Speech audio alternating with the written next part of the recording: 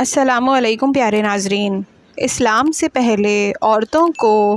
اپنے بنیادی حقوق سے بالکل محروم رکھا جاتا تھا۔ اسلام سے پہلے دنیا کی مختلف تحریروں اور شہروں میں عورتوں کو کیا مقام حاصل تھا۔ تاریخ عالم کا مطالعہ کیا جائے تو یہ بات روشن ہوتی ہے کہ اسلام نے عورتوں کو سب سے زیادہ حقوق دیے ہیں۔ نمبر 1، فرانس میں عورت کے بارے میں یہ تصور تھا، عورت ایک انسان ہے اور یہی عورت تمام گناہوں کا ذریعہ بنتی ہے۔ نمبر 2، چین میں عورت کے بارے میں یہ تصور ہوا کرتا تھا کہ عورت میں شیطانی روح ہوتی ہے اور یہ عورت ہی برائیوں کی طرف انسان کو دعوت دیتی ہے۔ نمبر 3، جاپان میں عورت کے بارے میں یہ تصور ہوا کرتا تھا کہ یہ ناپاک پیدا کی گئی ہے، اس لیے اسے درگاہوں سے بہت زیادہ دور رکھا جاتا تھا۔ اور نمبر 4، ہندوازم میں جس عورت کا خاوند مر جاتا تو اسے معاشرے میں زندہ رہنے کے قابل نہیں سمجھا جاتا تھا، اس لیے ضروری تھا کہ وہ اپنے خاوند کی لاش کے ساتھ زندہ جلا دی جائے، اور اگر وہ اس طرح نہ کیا کرتی تو اسے معاشرے میں عزت کی نگاہ سے نہیں دیکھا جاتا تھا۔ عیسائی عورتوں کو معرفت کے راستے میں رکاوٹ سمجھا جاتا تھا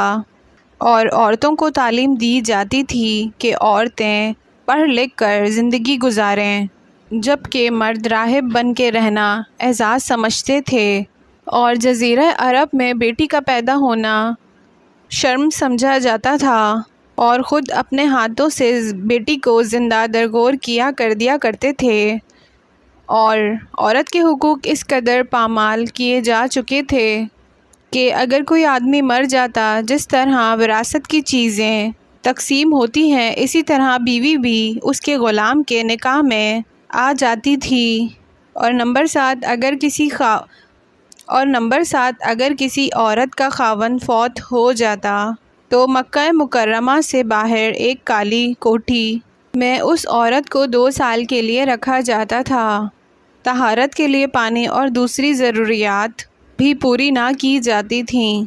اور اگر 2 سال یہ جتن کاٹ کر بھی عورت زندہ رہتی تھی تو اس کا منہ کالا کر کے مکہ مکرمہ میں گرایا جاتا اور اس کے بعد اسے گھر میں رہنے کی اجازت دی جاتی تھی۔ اب لہٰذا اس کا خاوند کا اگر انتقال ہوا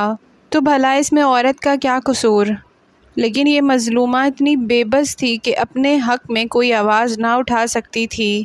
ایسے ماحول میں جب چاروں طرف عورتوں کے حقوق کو پامال کیا جا رہا تھا تو اللہ پاک نے اپنے پیارے نبی صلی اللہ علیہ وآلہ وسلم کو اسلام کی نعمت دے کر بھیجا، اور پھر ہمارے پیارے نبی صلی اللہ علیہ وآلہ وسلم اس دنیا میں تشریف لائے، اور پھر آپ صلی اللہ علیہ وآلہ وسلم نے آ کر عورت کے مقام کو نکھارا اور بتایا کہ اے لوگو، اگر یہ بیٹی ہے تو تمہاری عزت ہے،